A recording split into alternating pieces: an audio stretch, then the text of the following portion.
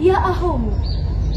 Perkenalkan, saya Ripka Yolenta Dayu, berasal dari Desa Onolimbu, Kecamatan Lahemi, Kabupaten Nias Baru. Saat ini, saya akan bercerita tentang petualangan ke masa yang lalu. Suatu hari, ada seorang anak yang bernama Satria. Satria diberikan tugas oleh ibu guru di sekolah, yaitu membuat 1000 kata tentang ASEAN. Tetapi Satria dan teman-temannya khawatir. Mengapa? Karena Satria dan teman-temannya tidak mengetahui tentang ASEAN. Akhirnya, pulang sekolah, Satria bersama dengan ayah dan ibu. Dia menyampaikan keluh kesahnya kepada ayah dan ibu bahwasanya dia tidak mengetahui tentang ASEAN. Tetapi ibunya berkata dan memberikan saran, yaitu Satria harus mencari data, yang dimana data itu terbagi menjadi 2, yaitu data primer dan data sekunder. Data primer yaitu informasi atau sesuatu yang didapatkan dari orang-orang yang mengetahui luas tentang ASEAN. Yang kedua yaitu data sekunder. Data sekunder adalah informasi yang didapatkan dari majalah atau buku-buku bacaan lainnya yang memiliki informasi tentang ASEAN. Tetapi ayah dari Satria memberikan saran, yaitu Satria datang ke rumah Paman Bimo. Mengapa? Karena Paman Bimo mengetahui luas tentang ASEAN. Akhirnya Satria mengambil keputusan, yaitu datang ke rumah Paman Bimo dan mencari tahu informasi tentang ASEAN. Sesampainya di rumah Paman Bimo, Satria tidak langsung berbincang-bincang tentang ASEAN, tetapi Paman Bimo dan Satria membicarakan tentang perjalanan dari rumah Satria sampai ke rumah Paman Bimo. Saat itu juga Paman Bimo menyampaikan bahwa hari itu dia sibuk dan tidak memiliki banyak waktu terhadap Satria.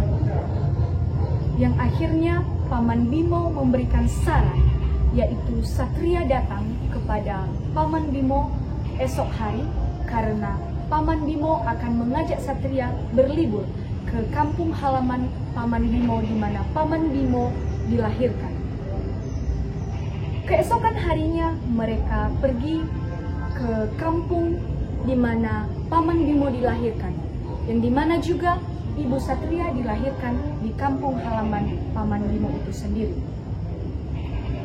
Akhirnya mereka sampai di tengah perjalanan dan mereka beristirahat. Sehingga di tengah-tengah perjalanan saat mereka istirahat, Paman Bimo menanyakan, apa sebenarnya yang ingin disampaikan oleh Satria kepada Paman Bimo. Akhirnya Satria menyampaikan bahwa dia diberikan tugas dari sekolah, yaitu membuat 1000 kata tentang ASEAN. Tetapi dia menyampaikan bahwa dia tidak tahu tentang ASEAN. Akhirnya Paman Bimo mengambil 2 buku dari tasnya dan mengeluarkan buku tersebut. Satria bahagia. Mengapa? Karena Satria adalah anak yang suka membaca. Dia bahagia sehingga dia bahagia karena Paman Bimo mengambil buku dari tasnya. Dan Paman Bimo memberikan informasi dari buku-buku yang telah diambil dari tas tersebut dan disampaikan kepada Satria. Ada banyak cerita tentang ASEAN yang disampaikan Paman Bimo kepada Satria, bahwasanya ASEAN terbagi menjadi 5 negara dan Paman Bimo menyampaikan tujuan terbentuknya ASEAN. Akhirnya mereka melanjutkan perjalanan sampai ke rumah Paman Bimo di mana Paman Bimo dilahirkan. Pada saat mereka sampai, mereka dijumpai langsung oleh nenek Satria, yaitu ibu dari ibu Satria itu sendiri. Sesampainya di rumah nenek Satria atau rumah Paman Bimo itu sendiri, satria diperbolehkan untuk istirahat dan diberikan minum oleh nenek satria. Sehingga lama kemudian, saat itu juga nenek satria mengajak satria pergi ke pasar. Yang dimana saat mereka ke pasar, satria dan Paman Bimo melihat mainan tradisional. Saat Paman Bimo melihat mainan tradisional, Paman Bimo langsung membeli mainan tradisional tersebut. Lalu satria bertanya, mengapa Paman Bimo membeli mainan tersebut? Lalu Paman Bimo menjelaskan bahwa mainan itu adalah mainan tradisional, yang dimana mainan ini juga memiliki informasi tentang ASEAN, di mana ASEAN salah satunya memiliki tujuan, yaitu melestarikan budaya, salah satunya mainan tradisional. Lalu saat itu juga satria mengambil mainan dari tangan Paman Bimo karena Paman Bimo membeli mainan tersebut. Lalu mereka banyak memberikan informasi kepada satria, baik nenek satria maupun Paman Bimo.